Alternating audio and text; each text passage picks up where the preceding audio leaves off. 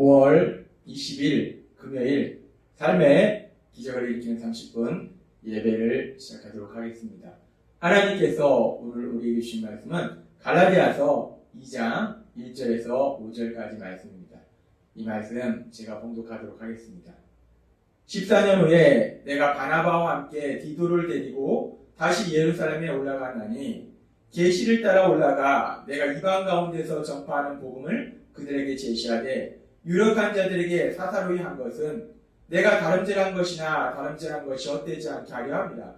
그러나 나와 함께 있는 헬라인 디도까지도 억지로 할례를 받게 하지 아니하였으니 이는 가만히 들어온 거짓 형제들 때문이라. 그들이 가만히 들어온 것은 그리스도 예수 안에서 우리가 가진 자유를 엿보고 우리를 종으로 삼고자 함이로되 그들에게 우리가 한시도 복종하지 아니하였으니 이는 복음의 진리가 항상 너희 가운데 있게 하려 합니다. 아멘. 오늘도 이 시간 하나님께서 우리에게 주신 말씀을 듣기 전에 잠시 기도하는 시간 갖도록 하겠습니다. 하나님 아버지 감사합니다. 오늘도 저희들 사랑하셔서 저희를 만나주시고 저에게 말씀해 주시니 감사합니다. 하나님 아버지 오늘도 주신 말씀을 통해서 저희를 사랑하신 하나님 그 하나님의 놀라우신 사랑을 깨닫고 기억하게 하시고 믿게 하시고 믿음을 통해서 담대하게 세상을 살아가는 저희가 될 수 있도록 은혜 베풀어 주옵소서. 예수님의 이름으로 감사하며 기도드리옵나이다. 아멘. 갈라디아서 2장 1절과 2절을 통해서 바울 사도는 이렇게 고백합니다.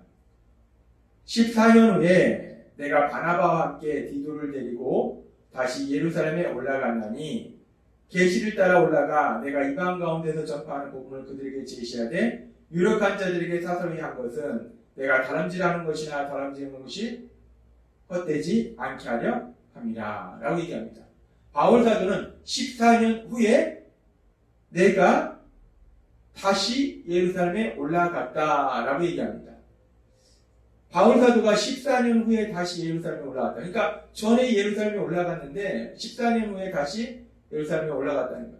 여기서 14년 후라는 것이 무엇을 의미하는가? 14년 후가 바울이 다마색 도상에서 예수님을 만남으로 인해서 회심한 이후에 예수님을 믿은 이후에 그 이후 14년이 지난 다음에 예루살렘에 올라갔다는 얘기인가? 지금 여기서 14년 후라는 것은 바울이 다마색 도상에서 예수님을 만난 이후 14년이 지난 다음이 아니고 바울이 예수님을 만나고 회심한 다음에 바울이 첫 번째 예루살렘을 방문한 적이 있어요. 그것이 앞에 나오는 갈라디아서 1장 18절의 말씀입니다. 그 후 3년 만에 내가 게바를 방문하려고 예루살렘에 올라가서 그와 함께 15일을 머무는 동안이라고 말씀합니다.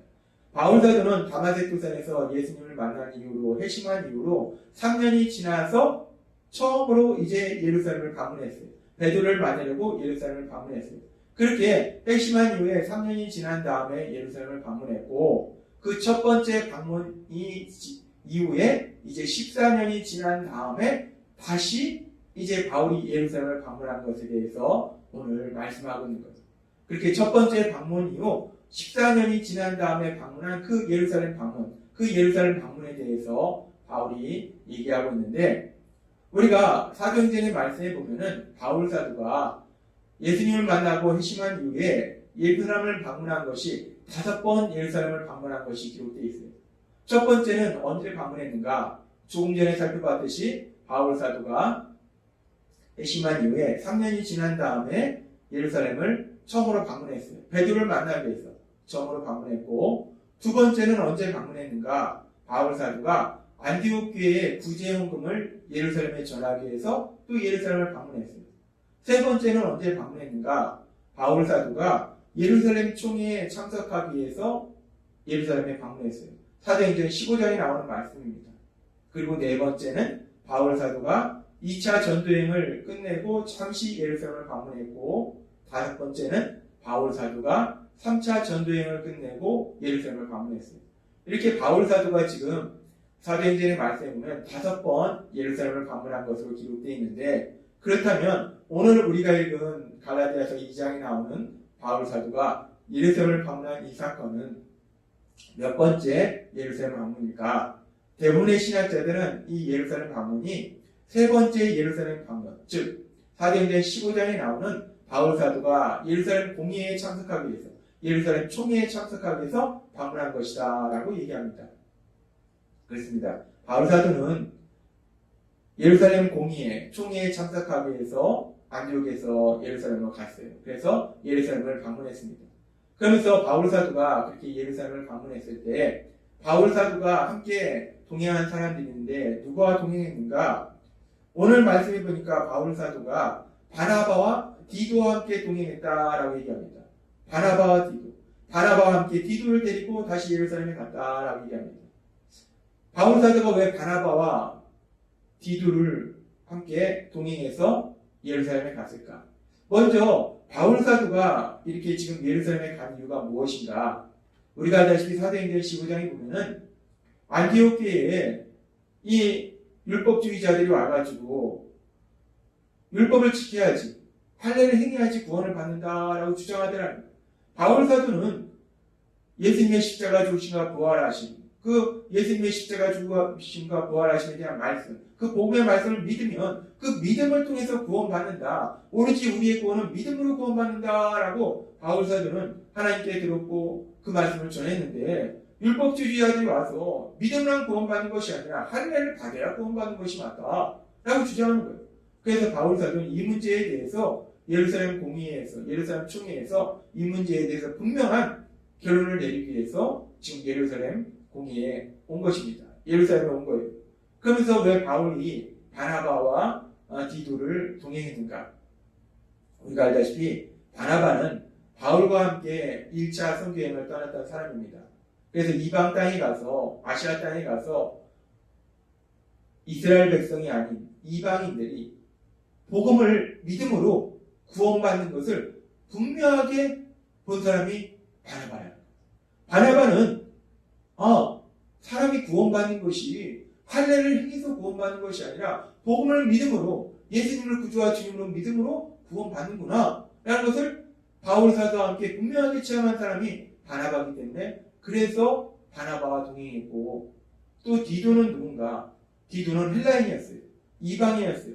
그런데 갈라디아서 2장 3절의 말씀처럼, 갈라디아서 2장 3절의 말씀처럼, 그러나 나와 함께 있는 헬라인 디도까지도 억지로 할례를 받게 하지 아니하였으니 라고 말씀한 것처럼, 이 디도는 헬라인이었고 디도는 구원받은 사람이었어요. 그런데 디도는 할례를 받지 않았다는 거예요. 그러니까 이 디도를 통해서 구원이라는 것이 할례를 통해서 받는 것이 아니라 믿음을 통해서 받는다는 분명한 디도라는 사람 자체가 증거가 되는 거예요. 그래서 디도와 동행했다는 거예요. 지금 바울 사도는 구원은 믿음으로 받는 것이지 율법을 지킴으로 할례를 행함으로 받는 것이 아니라는 것을 예루살렘 총회에서 다시 한번 분명하게 결론 내리기 위해서 바나바와 디도와 함께 지금 예루살렘 총회에 참석한 거예요. 그러면서 바울 사도는 계속해서 갈라디아서 2장 2절의 말씀을 통해서 이렇게 고백합니다. 계시를 따라 올라가 내가 이방 가운데서 전파하는 복음을 그들에게 전시하되 라고 얘기합니다. 바울 사도가 예루살렘에 간 것이 자신의 생각으로 간 것이 아니라는 거예요. 사람들의 생각으로 간 것이 아니라는 거예요. 계시를 따라, 하나님이 그에게 주신 계시를 따라, 하나님의 말씀에 따라, 하나님의 선하신 뜻에 따라서 바울 사도가 예루살렘에 갔다라고 바울 사도는 분명하게 고백하더라는 거예요.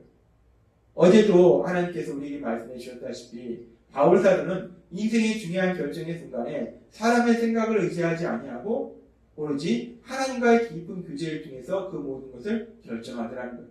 하나님의 뜻에 따라서 결정하더라는 거예요. 그렇게 모든 것을 하나님의 뜻에 따라 결정하는 바울 사도는 이제 예수님을 믿고 하나님 주신 귀한 사명을 감당하는 그 가운데에서도 언제나 자신의 생각이나 사람들의 생각에 의해서 움직이는 것이 아니라 하나님의 뜻, 하나님의 말씀, 그 하나님의 뜻에 따라서 움직이고 있더라는 거예요. 그래서 지금 바울 사도는 그 하나님의 선하신 뜻에 따라서 구원은 오로지 믿음으로만 받는다는 그 사실을 예루살렘 공의회를 통해서 다시 한번 확증하기 위해서 바나바와 또 디도와 함께 지금 예루살렘에 갔다는 겁니다. 그러면서 지금 바울 사도가 이 상황에 대해서 이렇게 복음은 믿음으로 받는데 엉뚱한 이야기를 하는 그런 사람들에 대해서 바울 사도는 이렇게 표현합니다. 갈라디아서 2장 4절 말씀. 이는 가만히 들어온 거짓 형제들 때문이라.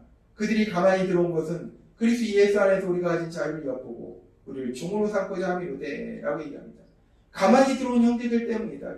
가만히 들어온 형제들이 누군가? 이 가만히 들어온 형제들은 교회 내에 가만히 슬그머니 들어온 사람들은 율법주의자들, 유대주의자들.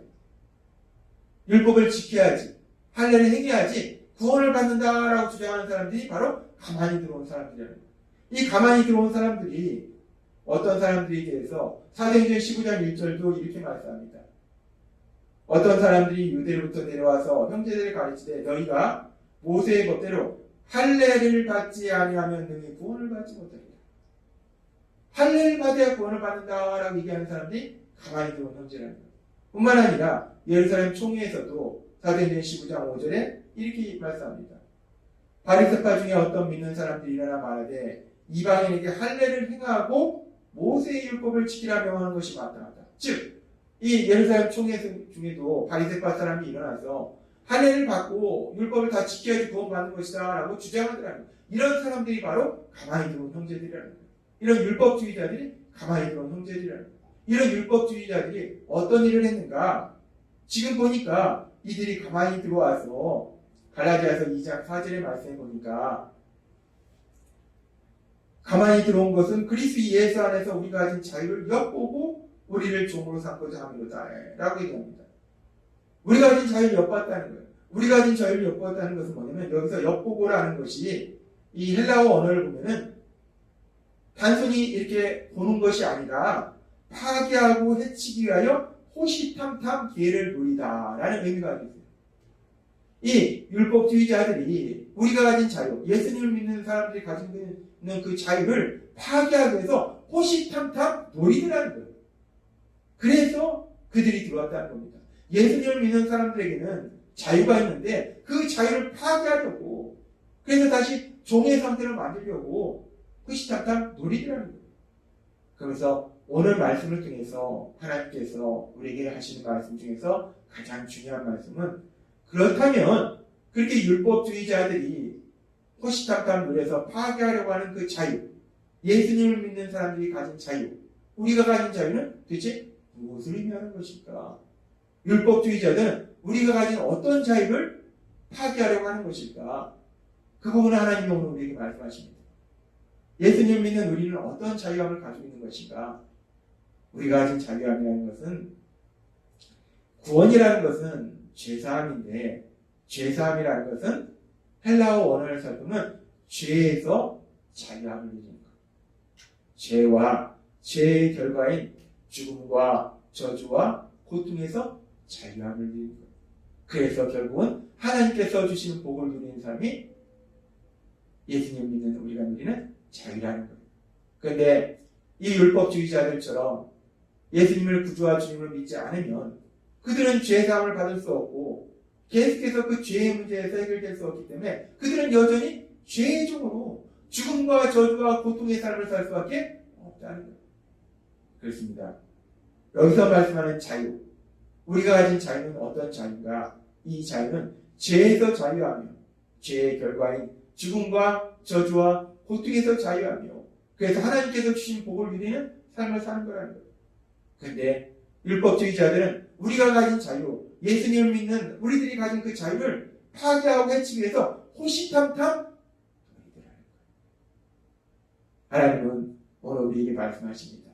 예수님을 믿는 우리들은 자유함을 누린다는 거예요. 우리가 어떤 자유함을 누리는가? 우리는 죄에서 자유함을 누린다.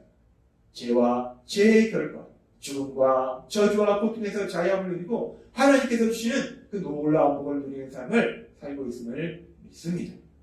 따라서 우리가 날마다의 삶 속에 그 예수님을 구주와 주님으로 믿음으로 인해서 하나님께서 우리에게 주신 자유함, 죄에서 자유함, 죄와 죄의 결과로부터 자유함, 죽음과 저주와 고통에서 자유함을 누리고 이제 하나님께서 주신 복을 마음껏 누리시는 여러분이 되시길 주님의 이름으로 축원합니다. 기도하겠습니다. 하나님 아버지 감사합니다. 오늘도 주신 말씀처럼 우리가 예수님을 믿으면 이제 우리는 자유함을 누립니다. 죄의 결과로부터 자유함을 누리면서 하나님께서 주신 복을 누리도록 저를 인도하시니 감사합니다. 늘 성령님 안에 거함으로 인해서 그 자유함을 마음껏 누리는 저희가 될 수 있도록 은혜를 불어주옵소서. 예수님의 이름으로 감사하며 기도드리옵나이다. 네. 이 시간도 하나님께서 우리 주신 말씀을 묵상하면서 조용히 기도하는 시간 갖도록 하겠습니다.